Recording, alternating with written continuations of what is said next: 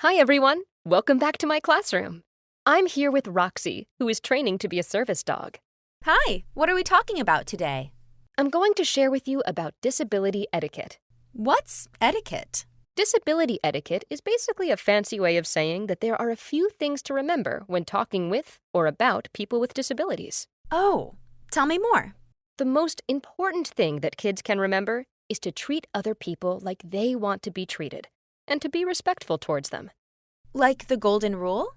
That's right, Roxy. There are things that both kids and grown-ups can do. Here are some examples. Roxy, if you see someone using a wheelchair or crutches, or acting in a way that is different than you are used to, you shouldn't stare or yell out questions about what might be different about them. Instead, quietly ask the adult you are with about the situation, or if it would be okay to talk to the person and ask them about themselves. And here's something that grown-ups should know. If your child is staring at a person with a disability, such as someone who uses a wheelchair, or they say something out loud about the person, don't get upset or shush the child. Instead, use it as a teaching moment. You could say, "I see you are looking at the person using a wheelchair. Some people's bodies work in different ways than yours, so they may need that wheelchair to get around."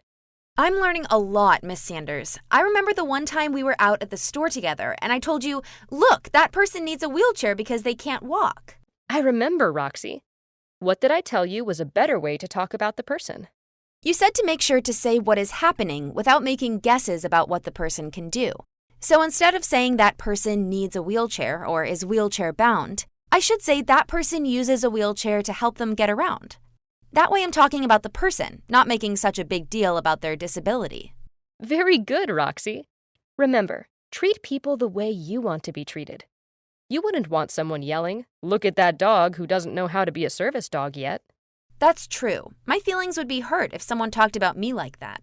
Instead, you would want someone saying, "That's Roxy. She is learning to be a service animal."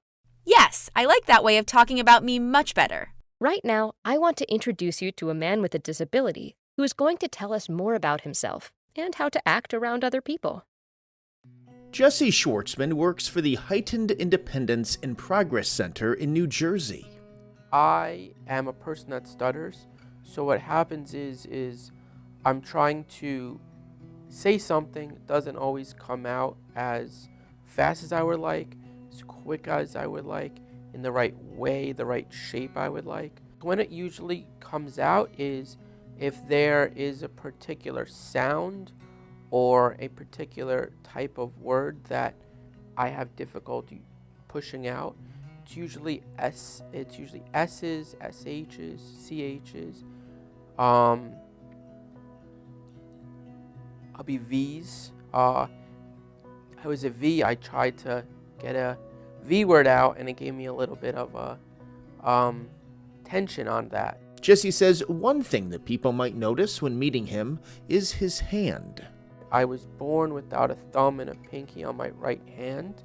And so what happened was, I don't know if you could see, but there is a scar. I don't know if you can get that. But there's a scar, it goes even further. And there was a scar because my hand was curved like this, curved into my body. So I was born like this, and then I had a series of surgeries. Jesse says the one big thing to remember is that every person is different, whether they have a disability or not. And just like you, each person wants to be treated nicely and fairly.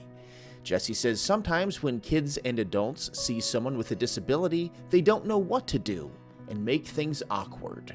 You have people pointing, you have parents shushing kids, you have just people coming up to you and asking you questions. That's something I've had a lot is, "Oh, hey, what's with your hand?" Or, "How did that happen?" Or people staring and just staring until they make it awkward. Sometimes they just ask me "Hey, do you have any questions about my hand?" So here are some things that you should or should not do if you see someone with a disability. Don't stare. Don't point.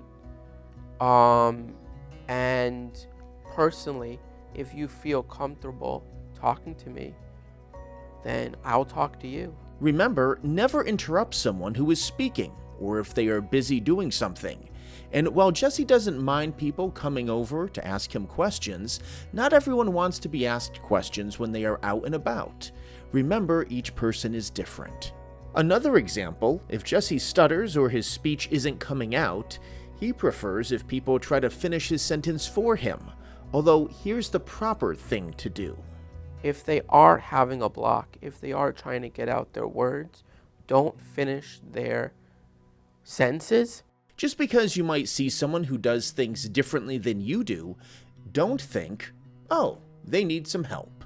I feel like it's very important that if they ask for help, give the help. But if they're not asking for help, don't ask. So if you see someone using a wheelchair, never just go up to them and try to push or touch it. And here's something else. For someone that is deaf or are experiencing that hearing loss, something I've heard and seen over and over again is people talking louder or talking over them. That's also super rude. Super rude. So just talk normal. It's definitely preferable to talk more in their direction. Lastly, some advice for adults who are with kids. Don't shush them, just acknowledge that this is something that's going on, and maybe just simply say, we will talk about it later. Because if a child has a curiosity, then that would be cool. That's definitely something that's really awesome. That's really cool to hear from Jesse. Remember, everyone deserves to be treated with respect, whether someone has a disability or not. Roxy, if you see someone with a disability and don't know what to say, you can just say hi. I bet that person wants to say hi to you too. Sounds good, Miss Sanders. Thank you.